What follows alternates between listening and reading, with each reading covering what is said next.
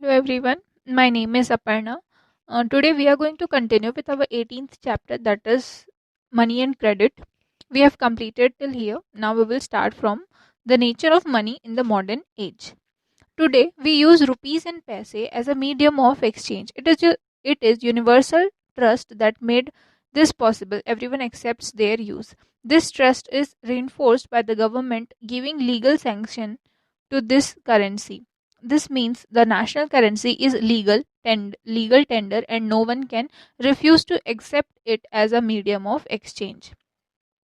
यहाँ पर देखिए क्या बोला जा रहा है कि आज हम लोग जो मनी एक्सचेंज के तौर पे जो हम लोग यूज़ करते हैं, मीडियम ऑफ एक्सचेंज, कोई भी सामान अगर हम लोग को खरीदना रहता है तो हम लोग या तो रुपीज़ का यूज़ करते हैं, रुपीज़ और पैसे का यूज़ करते हैं। ठीक है, पैसे तो अब ना के ही बराबर यूज़ होते हैं, लेकिन कई जगह पे अभी भी पैसे का इस्तेमाल जो है वो हो रहा है।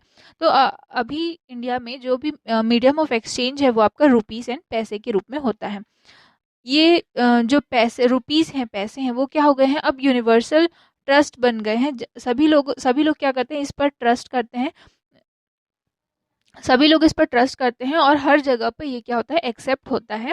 कोई भी चीज़ अगर हम लोगों को खरीदनी है, कोई भी चीज़ हम लोगों को लेनी है, तो ये हम लोग ये पैसे को रुपीज़ को देते हैं और फिर जो हमें सामान चाहिए वो हम ले लेते हैं। ठीक है, ये जो पैसे हैं वो क्या करती है, ये जो रुपीज़ हैं वो गवर्नमेंट जो है वो लीगली सैंक्शन करती है करेंसी के रूप में। इसका मतलब ये होता है कि नेशनल करेंसी, ठीक है, ये रुपीज़ जो है वो क्या है, आपका नेशनल करेंसी है। लीगल टेंडर मतलब उसके लिए अलग से एक आपका जो नेशनल करेंसी है वो एक लीगल टेंडर है और कोई भी इंसान जो है वो इस रुपीज़ को एक्सेप्ट ये नहीं बोल सकता कि वो एक्सेप्ट नहीं करेगा, रिफ्यूज़ नहीं कर सकता उस पैसे रुपीज़ को एक्सेप्ट करने से के लिए। In keeping with tradition, rupee notes carry the following promise. I promise to pay the bearer the sum of rupees earlier, sum of dash rupees.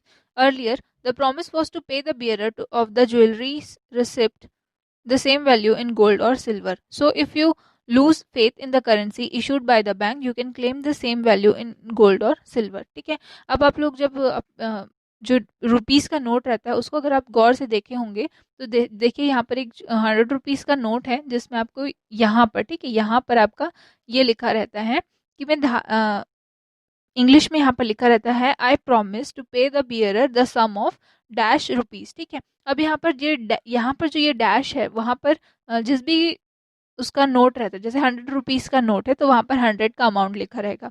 अगर 500 रुपीज़ का नोट है तो वहाँ पर 500 अमाउंट जो है वो लिखा रहेगा, इसीलिए यहाँ पर आपको डैश करके लिख के दिया है। ठीक है, ये यहाँ पर आपके नोट के यहाँ पर इस जगह पर आपको ये चीज़ देखने को मिलेगी। ठीक है, अब पहले के टाइम पे, ठीक है, जैसे कि मैंने आप लोग को लास्ट क्लास में बताया था कि जब मनी ट्रांजैक्शन जो था, ठीक है, स्टार्ट हो रहा था तो तो जो लोग थे, ठीक है, जो ज्वेलरी शॉप में जो थे लोग थे वो एक हुंडी इशू करते थे जिसके थ्रू वो लोग पैसे, ठीक है, पैसे को ट्रांजैक्शन एक जगह से दूसरी जगह पैसों का वो क्या करते थे। उसमें लिखा होता था कि मैं धारक को इतने पैसे जो है वो देता हूँ। ठीक है, जैसे कि आपका जो प्रीवियस लेसन था उसमें हुंडी में 4,000 रुपये करके लिखा हुआ था। ठीक है, तो ये भी उसी ही तरीके से है। अगर कोई भी ज्वेलरी, ठीक है, अगर कोई भी ज्वेलर जो रहता था वो पैसे नहीं दे पाता था तो वो या तो गोल्ड या फिर सिल्वर उतने ही कीमत का गोल्ड या सिल्वर जो है वो दे देता था। तो इसी तरीके से यही जो फेथ है वो इशू होता है। अगर अगर कोई ये करता, अगर करेंसी, ठीक है, अगर आप करेंसी जो इशू की गई है बैंक के द्वारा, ठीक है, अगर आप उसमें अपना फेथ लूज कर जाते हैं, ठीक है, आपको विश्वास नहीं है उसके ऊपर, तो आप उसी वैल्यू का गोल्ड या फिर सिल्वर जो है वो आप खरीद सकते हैं। Today, it is only the assurance of the government that the promise of the note in your hand will be accepted as legal tender in the market. You can buy goods with the money. The validity of money rests on the acceptance by the people and their faith in their government. Let us now try and understand how the government builds this trust among the people. ठीक है, देखिए यहाँ पर क्या हो रहा है कि आप अभी अभी जो हम लोग पैसे को, ठीक है, अभी जो हमारे पास में जो रुपीस के नोट आते हैं वो हर जगह मार्केट में एक्सेप्ट किए जाते हैं। तो किस तरीके से गवर्नमेंट ने ये ट्रस्ट को बिल्ड किया, किस तरीके से लोग इस पर विश्वास करते हैं कि गवर्नमेंट कि जो हमारे पास में जो पैसे हैं वो क्या होंगे, हर जगह पे यूज़ होंगे। हर जगह पे यूज़ होंगे, हम हर जो भी चीज़ हम चाहते हैं उस चीज़ के लिए हमें वो चीज़ हम इस पैसे से खरीद पाएंगे। ये जो वैलिडिटी है, मनी की जो वैलिडिटी है वो क्या है, सभी लोग उसको क्या करते हैं, एक्सेप्ट करते हैं, और ये उनका फेथ है गवर्नमेंट के ऊपर, रुपीस को वो एक्सेप्ट करना में, ठीक है, रुपीस के फॉर्म पे वो उसको एक्सेप्ट करते हैं। ये क्या है, लोगों का फेथ है, और लोग उसको क्या कर, ये रुपीस मनी को क्या कर लिए हैं, एक्सेप्ट कर लिए हैं अपने एक्सचेंज के तौर पे। ठीक है, अब देखते हैं कि किस तरीके से गवर्नमेंट ने ये ट्रस्ट को बिल्ड किया है लोगों के, अमंग द पीपल, ठीक है, लोगों में। In the present age, we use both cash and bank deposits for our financial dealings. We use checks, debit cards, and other means besides cash to buy goods. The bank issues checkbooks and debit cards to us on the basis of our deposits. We issue checks to shopkeepers or retailers for the goods and services we buy from them. The shopkeepers deposit the checks in their accounts. The bank verifies the checks and honors them by transferring the amount of their bank or to their accounts. The deposits kept as a bank account thus simplifies and streamlines the exchange. Hence, bank deposits are an important form of money in the modern age. अब देखिए यहाँ पर क्या बोल रहे हैं कि आज के टाइम पे हम लोग या तो कैश का यूज़ करते हैं,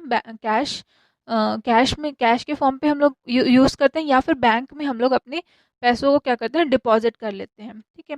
और उसको निकालने के लिए या तो हम लोग चेक, डेबिट कार्ड और भी बहुत सारे अदर जो मीन्स होते हैं कैश को छोड़ के, जैसे कि आपका क्या है, इंटरनेट बैंकिंग, मोबाइल बैंकिंग, ये सब भी क्या है, आपके पैसे निकालने के लिए या सामान खरीदने के लिए एक नया मीडियम बन चुका है, ठीक है। जो बैंक है वो क्या करते हैं, चेकबुक इशू करते हैं, डेबिट कार्ड इशू करते हैं हमारे डिपॉजिट्स के अनुसार, क्रेडिट कार्ड, डेबिट कार्ड, ये सब हमारे डिपॉजिट्स के अनुसार इशू किया जाता है बैंक के द्वारा। अब ये जो चेक इशू होता है, ठीक है, अगर वो कोई शॉपकीपर को, अगर वो चेक को अगर हम लोगों को किसी शॉपकीपर को पैसे देने हैं, तो हम लोग क्या करते हैं, चेक को साइन कर देंगे और चेक को हम लोग शॉपकीपर को दे देंगे। बाद में जो शॉपकीपर है वो बैंक में जाकर उस चेक को डिपॉजिट कर देगा। तो उसमें उस चेक पे जितना भी अमाउंट होगा वो शॉपकीपर के अकाउंट पे, ठीक है, जितना भी अमाउंट होगा उस चेक पे, जितना भी अमाउंट लिखा होगा वो वो अमाउंट जो है वो शॉपकीपर के अकाउंट पे ट्रांसफ़र कर दिया जाएगा। ये क्या होता है, ये इससे क्या होता है, आपका जो डिपॉजिट्स है बैंक अकाउंट में, जो डिपॉजिट्स है वो क्या हो रहा है, सिंप्लीफाई हो जा रहा है, एक स्ट्रीमलाइन एक्सचेंज जो है वो फॉर्म हो रहा है। इसीलिए बैंक डिपॉजिट्स जो हैं वो एक मॉडर्न एज के लिए बहुत ज़्यादा इम्पॉर्टेंट फॉर्म ऑफ मनी है। Bank keep the money of account holders in savings accounts, currents account और एज फिक्स्ड डिपॉजिट, ठीक है। अब जो बैंक में जो अकाउंट होल्डर्स रहते हैं वो डिफरेंट टाइप्स के होते हैं, कुछ के सेविंग्स अकाउंट्स होते हैं, कुछ के करंट अकाउंट्स होते हैं और कुछ के फिक्स्ड डिपॉजिट्स होते हैं। We deposit some of our income in our savings account. That is why they are called savings accounts. Commercial clients and business people need money for their regular trade deals as they put their money in current accounts. Money is deposited and withdrawn from these accounts on a daily basis. That is why they are called current accounts. We can withdraw money whenever we need it from current and savings account, or we can issue a check to make a payment to anyone. The money in this account belongs to us and we keep it with the bank for security and convenience. The bank assures us that the money will always be available whenever we demand. That is why the funds in such accounts are called demand deposits. They make exchange practical and simple. Let us see a few examples to understand this. ठीक है, अब देखिए यहाँ पर बताया गया है कि सेविंग्स अकाउंट क्या होते हैं और करंट अकाउंट्स क्या होते हैं। हम अपने पैसों को क्या करते हैं, डिपॉजिट्स करते हैं, अपने अपने इनकम का कुछ हिस्सा निकाल के हम लोग क्या करते हैं, डिपॉजिट करते हैं। तो एक अकाउंट पे डिपॉजिट करते हैं तो उसको कहा जाता है आपका सेविंग्स अकाउंट, ठीक है। हम अपने इनकम का कुछ हिस्सा निकाल कर अपने अकाउंट में सेव करते हैं, तो वो आपका क्या हो जाता है, वो सेविंग्स अकाउंट हो जाता है। अब बहुत सारे कमर्शियल क्लाइंट्स रहते हैं, जो बिजनेस करते हैं, बिजनेस पीपल रहते हैं, उनको रेगुलर बेसिस पे अपने ट्रेड को कंटिन्यू रखने के लिए, ट्रेड के लिए जो है वो कंटिन्यूसली उनको पैसों की ज़रूरत पड़ती है। तो वो जो बैंक में अकाउंट खोलते हैं वो आपका करंट अकाउंट कहलाता है। इसमें जो मनी डिपॉजिटेड, ठीक है, मनी जो इसमें डिपॉजिट होता है और विदड्रॉन होता है वो डेली बेसिस पर होता है। और आपका सेविंग्स अकाउंट पे एक लिमिट रहता है आपके लिमिट रहता है आपके डिपॉजिट का और विदड्रॉ का, लेकिन आपका करंट अकाउंट में आपको डेली बेसिस के रूप पे डिपॉजिट और विदड्रॉ किया जाता है, ठीक है, इसीलिए उसको करंट अकाउंट कहा जाता है। अब यहाँ पर हम जो हमारे जो पैसे रहते हैं उसको हम लोग विड्रॉ करते हैं जब हमें ज़रूरत रहती है, ठीक है, किस फॉर्म पे, करंट अकाउंट के फॉर्म पे या फिर सेविंग्स अकाउंट के फॉर्म पे, या फिर हम क्या करते हैं एक चेक इशू करते हैं ताकि हम किसी को भी पेमेंट कर सकें। अब ये इसमें जो मनी, ठीक है, इसमें जो पैसे होते हैं वो जो है वो हमारे ही होते हैं और हम उसको यूज़ करते हैं, हम उसको बैंक में रखते हैं ताकि सिक्योरिटी, हम मतलब सिक्योरिटी और कन्वीनियंस के लिए हम उसको बैंक में रखते हैं। और बैंक हमको क्या करता है, एश्योर करता है कि आपको जब भी पैसों की ज़रूरत होगी, जब भी हम डिमांड करेंगे तो बैंक जो है वो पैसे हमको लाकर देगा। इसीलिए ये जो फंड्स होते हैं, ठीक है, फंड्स होते हैं इन अकाउंट्स में जो फंड्स होते हैं उनको डिमांड डिपॉजिट्स भी कहा जाता है। They make exchange practical and simple, let us see a few examples, ठीक है, देखते हैं अब यहाँ पर कुछ एग्जांपल्स यहाँ पर दिए गए हैं।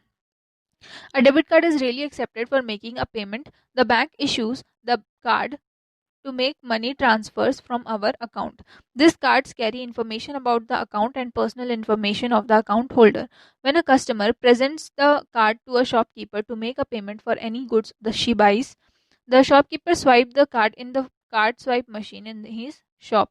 The machine verifies the bank account details of the customer, who then enters her PIN code to sanction the payment.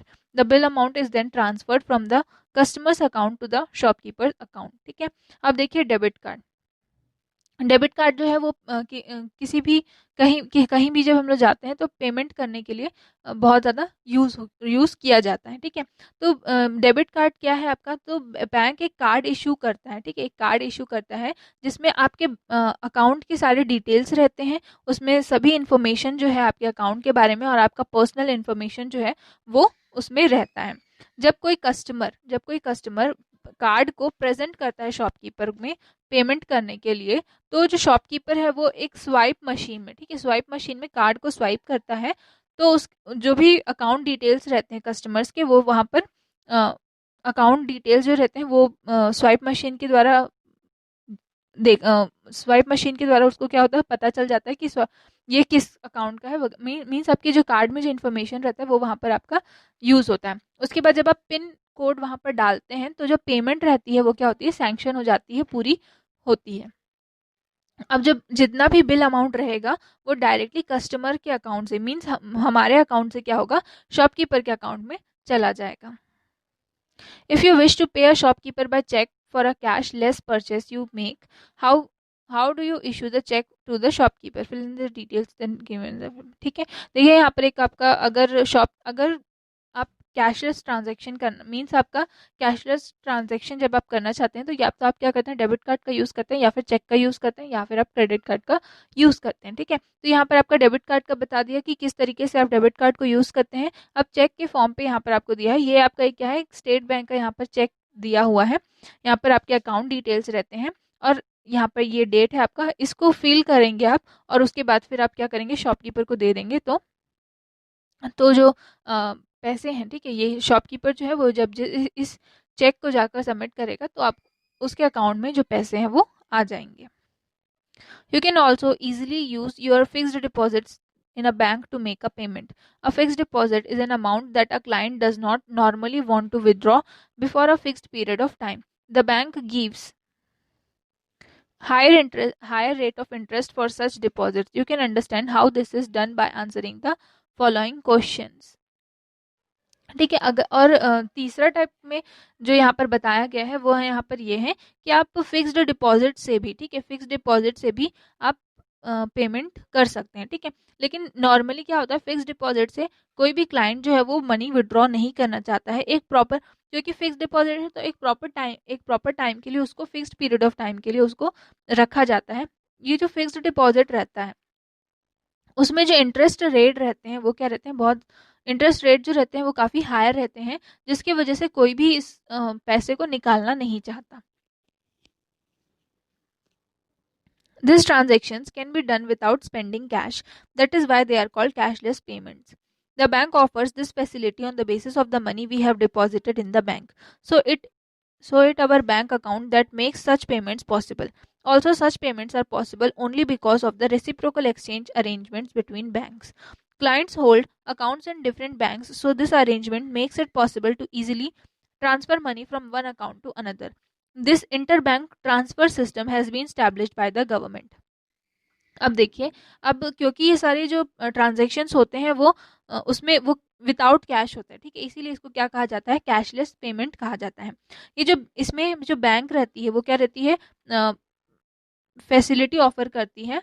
जितना हमारे बैंक में हमारे पास में पैसे रखा है उसके हिसाब से ये जो बैंक में हमारे पास जितने पैसे हैं उसके हिसाब से ये जो फैसिलिटीज़ है वो हमको प्रोवाइड की जाती हैं। अब देखिए, अब ये जो हम लोग पेमेंट्स करते हैं वो किस तरीके से पॉसिबल है, क्योंकि हमारे हो सकता है कि अगर हमारा हमारा जो बैंक अकाउंट हो वो किसी और बैंक में हो और दूसरे का जो बैंक अकाउंट हो वो किसी और बैंक में हो, ठीक है। तो एक जगह से ये जो बैंक रहते हैं, ठीक है, वो क्या करते हैं, हर एक बैंक के साथ में आपका उनका क्या रहता है, अरेंजमेंट जो रहता है वो उन लोग वो वहाँ से हुआ रहता है। क्योंकि ज़्यादातर ऐसा ही होता है कि क्लाइंट जो है वो क्लाइंट के जो अकाउंट्स रहते हैं वो क्या रहते हैं, अलग अलग बैंक बैंक में रहते हैं। तो मनी को ट्रांसफ़र करने के लिए एक अकाउंट से दूसरे अकाउंट पे जाना पड़ता है। तो इस चीज़ को पॉसिबल कौन बनाता है, तो ये जो इंटर बैंक का जो ट्रांसफ़र सिस्टम है वो गवर्नमेंट ने क्या किया है, एस्टैब्लिश किया है, गवर्नमेंट ने बनाया है, ताकि जो ट्रांसफ़र है वो आसानी से हो पाए। So we see that money has two forms. First, in the cash we have in hand, and the second is in demand deposit we have in the bank, which the bank makes available to us whenever we demand the amount, ठीक है। तो दो type का यहाँ पर money आपको बताया गया है। पहला जो है वो फॉर्म क्या है, कैश का फॉर्म है, और सेकंड जो है वो क्या है, आपका डिमांड डिपॉजिट है। डिमांड डिपॉजिट मीन्स जब भी हम लोग डिमांड डिपॉजिट मीन्स जब भी हमको डिमांड होगी पैसे की तो बैंक जो है वो हमको पैसे देगा, ठीक है, जो भी हमारे अकाउंट में होंगे वही पैसे देगा, ठीक है। तो डिमांड डिपॉजिट में जब हम अपने अकाउंट पर क्या करते हैं, पैसे डालते हैं, और जब भी हमको उसकी ज़रूरत रहती है तो बैंक जो है वो उसको प्रोवाइड करता है। The stock or volume of money that is presently available in India in these two forms is as follows, ठीक है। देखिए यहाँ पर स्टॉक का बताया गया, मनी स्टॉक के बारे में बताया। 31 मार्च 2016 का ये डाटा है। करेंसी और cash with the public demand, ठीक है, करेंसी या फिर कैश के फॉर्म पे इतने पैसे जो हैं वो भी फिलहाल हैं, और डिपॉजिट्स इन ऑल बैंक्स, ठीक है, सभी बैंक को मिलाने के बाद में इतने पैसे जो हैं वो बैंक में रखे हुए हैं, और फिक्स्ड डिपॉजिट जो है वो करीब इतने पैसे जो हैं वो फिक्स्ड डिपॉजिट के रूप में हैं। So we can see how important the system of bank deposits is for money. The money in bank accounts is used for exchange or is kept as savings. The government is responsible for ensuring that the bank system is stable and functions well. Only then do people trust the system and use it. It must be universally accepted. We shall now see how banks are managed and operated, ठीक है। देखिए यहाँ पर बता रहा है कि किस तरीके से बैंक डिपॉजिट जो है वो क्या है, बहुत ज़्यादा इंपॉर्टेंट सिस्टम है। जो पैसे हैं वो बैंक अकाउंट्स में क्या, बैंक अकाउंट्स में जो पैसे रखाए होते हैं वो क्या होते हैं, यूज़ किए जाते हैं एक्सचेंज या तो एक्सचेंज के रूप में यूज़ किए जाते हैं या फिर उसको सेविंग्स के तौर पर वहाँ पर रखा जाता है।